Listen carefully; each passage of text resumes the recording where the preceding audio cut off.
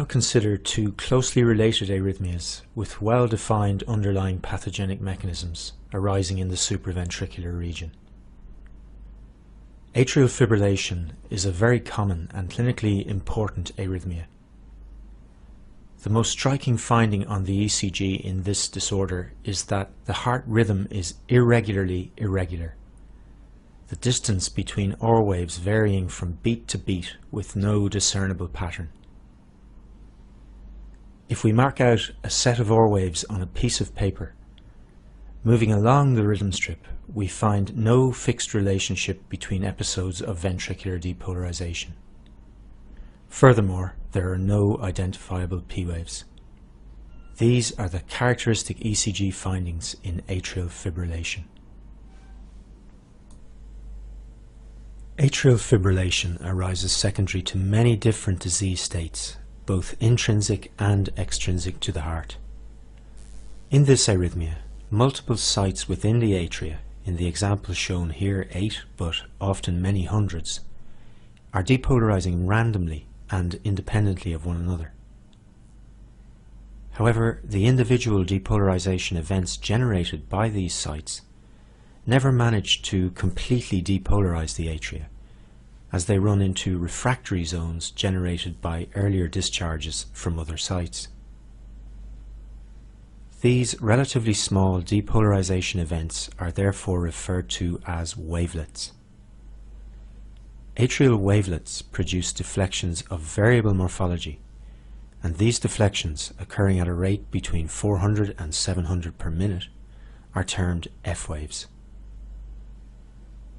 If we remove the QRS complexes and T waves, we can see that F wave activity results in a continuous chaotic disturbance of the isoelectric line. As P waves are generated by the coordinated spread of depolarization over the atria in a defined period of time from a discrete depolarizing focus, in the presence of atrial fibrillation, P waves are absent. Even if a depolarization wavelet reaches the AV node, it may or may not be transmitted into the ventricles depending on whether the node is permissive or refractory to transmission. Within the AV node, the depolarization wavelet may be blocked in its journey to the ventricles by intranodal refractory foci generated by previous wavelets. As these refractory regions complete repolarization, a depolarization event arriving at the same point, at a slightly different time however, may manage to negotiate its way through the node and discharge into the ventricular conducting system, triggering ventricular depolarization.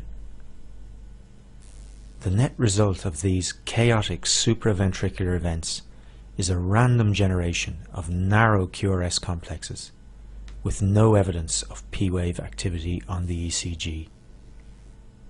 These are the characteristic ECG features of atrial fibrillation. In this example, with 12 aura waves in 30 large squares, the heart rate is 120 beats per minute. Rates between 120 and 140 beats per minute are typical.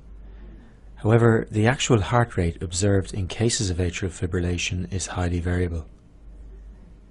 It may be much more rapid than shown here, however it may occur at a rate within the normal range, or even be slow enough to qualify as a bradycardia.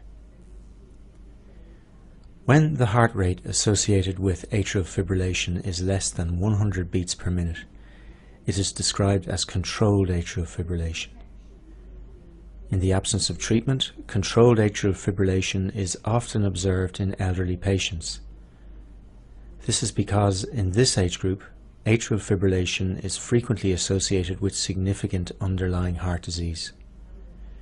In this situation, the AV node may be diseased, and transmission of atrial depolarization wavelets to the ventricles impaired. As in this example, F waves may be quite prominent. In many cases, as shown here however, they are of low amplitude with minimal disturbance of the isoelectric line. These two situations are sometimes referred to as coarse and fine atrial fibrillation. Coarse atrial fibrillation probably arises when the number of depolarizing sites in the atria is limited to less than 10, and each individual electrical event affects a mass of atrial muscle significant enough to cause a substantial wave on the ECG readout. Fusion of such coarse underlying F waves with T waves and QRS complexes may distort their appearance. Fine atrial fibrillation occurs when the number of atrial sites depolarizing is larger, the multitude of smaller individual wavelets resulting in less net disturbance of the isoelectric line. In reality, a full spectrum between coarse and fine atrial fibrillation is observed in patients, and the distinction has no clinical significance at the present time. Atrial fibrillation is associated with a number of preventable complications, including stroke and heart failure. You must be able to identify it on the ECG. The key to identifying this arrhythmia is the irregularity of ventricular depolarization and the absence of P waves. We will now study a related arrhythmia generated in the supraventricular region. Atrial flutter arises by a very specific mechanism. In this arrhythmia, a loop of depolarizing activity circulates constantly within the walls of a diseased right atrium, discharging depolarizing current into the left atrium. This is a re-entrant loop and is our first encounter with the phenomenon of re-entry. We will explain exactly what this means in the next videos. However, we need to discuss atrial flutter here as it is closely related in terms of etiology to atrial fibrillation. In fact, it is very common to see patients who flip between these two arrhythmias. In flutter, the rapidly discharging loop of current in the walls of the right atrium rotates anti-clockwise, discharging into the left atrium at approximately 300 discharges per minute.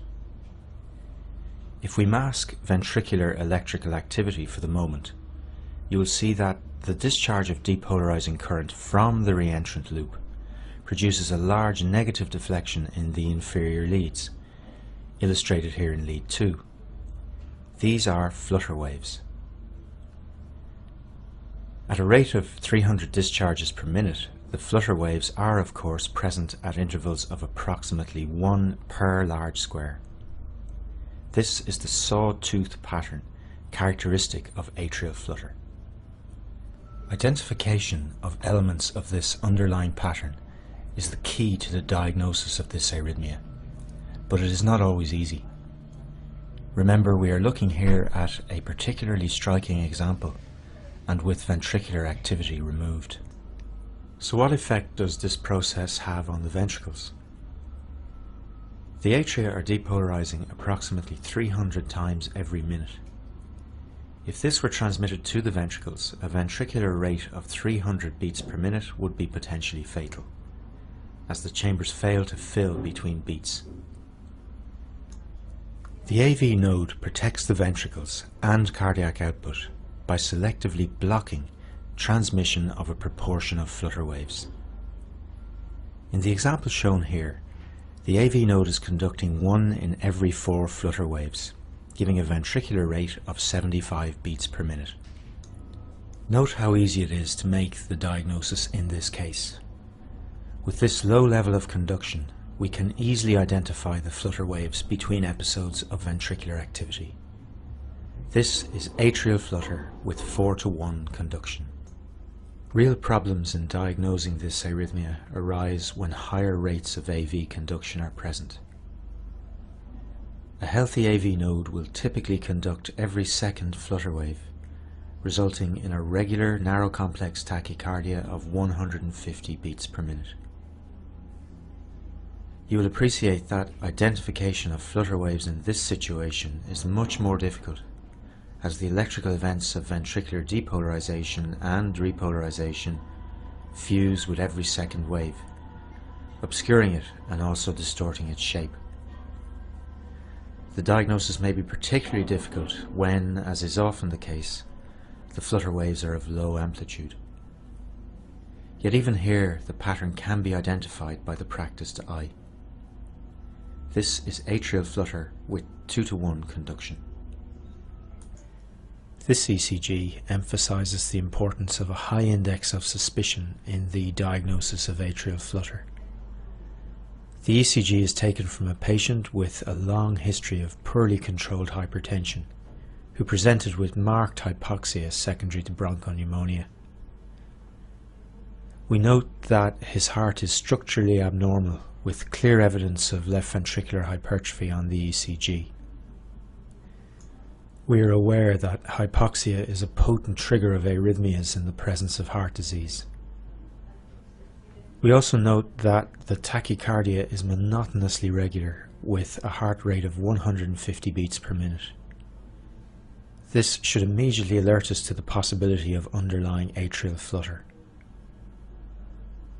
Although no obvious flutter waves are present, examining lead V1, however, we note a deflection consistent with P-wave activity preceding the QRS complexes.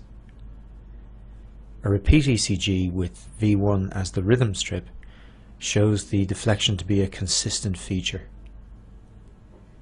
These putative P-waves are present at intervals of 10 small squares, that is, at a rate of 150 per minute. So could this be a sinus tachycardia arising in response to hypoxia? It could be.